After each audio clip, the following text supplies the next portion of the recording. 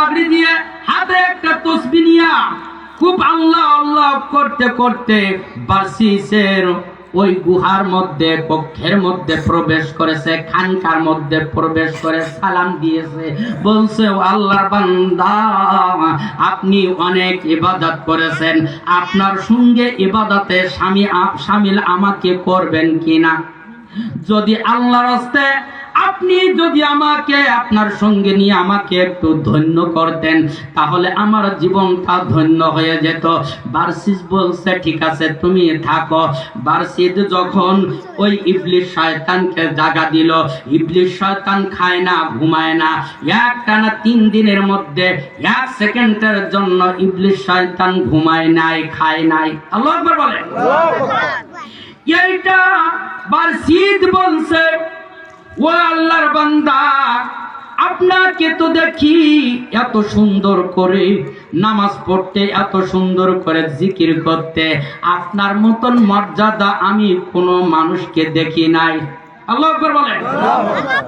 বার্সিস বলতেছে, আমি যে খাইবো, আমি যে ঘুমাইবো, আমি এমন একটি পাপী বান্দা আল্লাহর, এই জমিনে আমি যে 1 সেকেন্ড ঘুমাইবো, 1 সেকেন্ডের জন্য আমি খানা খাইব, এই সুযোগটা আমার কখনো মেলে না।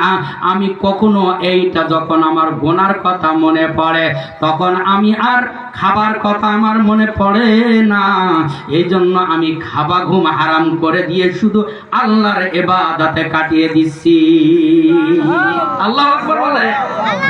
বার্সিস বলছে, তোমার এই মর্যাদায় পৌঁছাতে হলে আমাকে কি করতে হবে তুমি বলো? ইবলিস শয়তান বলছে, এইটাই তো এবার সুযোগ।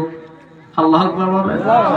এবার ইবলিস শয়তান বলতেছে, আমার এই জায়গায় পৌঁছাতে হলে তোমাকে আবার গুনাহও করতে হবে, আবার তওবাও করতে হবে। যদি গুনাহ না করো তাহলে তওবা করবা কিভাবে? এই জন্য তুমি যদি গুনাহ করার পর যদি তওবা করে আল্লাহর কাছে ক্ষমা চাও, আল্লাহ এমন ভাবে বান্দাকে পছন্দ করেন, ভালোবাসেন। কোন মানুষের মরুভূমির মধ্যে তার সামান সহ উটটি হারিয়ে গেল, আর ওই উট সামান এই মরুভূমির এই জাহাজ, মরুভূমির এই বাহনটা যখন হারাই গিয়েছে, মনিব খুঁজতে খুঁজতে হয়রান হয়ে ক্লান্ত হয়ে শুয়ে পড়ছে। কিছুক্ষণ পরে দেখতেছে সেই বাহন, সেই উটটা তার মাথার কাছে এসে গেছে। আল্লাহু আকবার। ইবলিস শয়তান বলছে, ওই ব্যক্তি যেমন খুশি হয়ে যায় আল্লাহর কাছে গুনাহ করার পরে, বান্দা যখন তওবা করে আল্লাহ এমন খুশি হয়ে যায়। আল্লাহু আকবার। ইবলিস শয়তান কত সুন্দর করে ফুসলাইয়া তাকে বুঝাইতেছে। এই কথা যখন বুঝাইছে, ইবলিস শয়তানের কথা বুঝানোর পরে তখন বার্সিস বলছে, আমাকে কি করতে হবে বলেন? বলছে, তোমাকে জিনা করতে হবে। বলে, না আমি এটা পারবো না। বলছে, তাহলে একটা মুমিন বান্দাকে হত্যা করতে হবে। বলে, না এটা পারবো না। তা বলছে, তাহলে তুমি মদ পান করো, এটা ছোট্ট একটা বিষয়। বার্সিস বলছে, তাহলে আমি মদ পাবো কোথায়? ইবলিস শয়তান বলছে, এই গ্রামের মাথায় একটা মহিলা, সুন্দরী একটা মহিলা, সে এইরকম মদ বিক্রি করে, তুমি যাও সেখান থেকে মদ ক্রয় করে একটু পান করে আল্লাহর কাছে তওবা করো, আল্লাহ মাফ করে দিবেন। আল্লাহু আকবার বলেন। বার্সিস ইবলিস শয়তানের কথা মতো ওই মহিলার ওখান থেকে মদ কিনে ওই জায়গায় খাওয়া শুরু করছে। খাইয়ে উন্মাদ হয়ে ওই মহিলার সঙ্গে ব্যভিচারে লিপ্ত হয়েছে। ব্যভিচারে লিপ্ত হইয়া যখন তার ওই মহিলার স্বামী যখন বাড়িতে আইছে, যখন দেখছে আমার স্ত্রীর সঙ্গে এক ব্যক্তি, যুবক ব্যক্তি এরকম করে আমার স্ত্রীর সঙ্গে ব্যভিচার করতেছে, সঙ্গে সঙ্গে ওর স্বামী যে প্রতিবাদ করতেছে, ও মদ পান করা শরীর হিট হয়ে আছে, সঙ্গে সঙ্গে তার স্বামীকে সে মেরে হত্যা করেছে। আল্লাহু আকবার বলে। হত্যা যখন করেছে, লোকজন এসে তাকে পাকড়াও করে ফেলছে। ইবলিস শয়তান সঙ্গে সঙ্গে বেচারাদের কাছে যে বললেন, পরামর্শ দিলেন, শোনেন, এর যে বিচার হবে, বিচারটা কি আপনাদের জানা আছে? বলে না, না জানা নাই। বলেন বর্তমান শরিয়াত অনুযায়ী বিচার হলো, মদ পান করেছে এই জন্য 80টি বেতের আঘাত করতে হবে। কয়টি?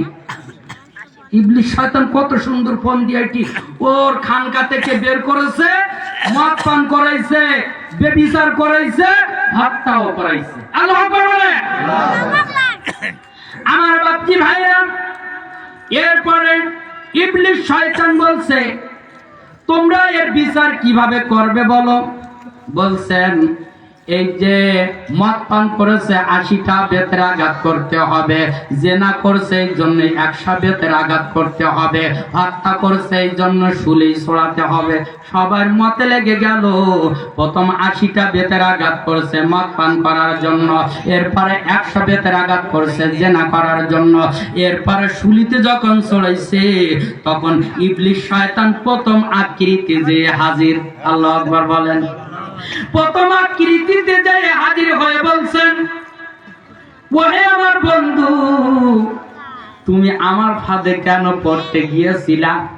আমি কিন্তু মানুষ না, আমি কিন্তু ইবলিস শয়তান।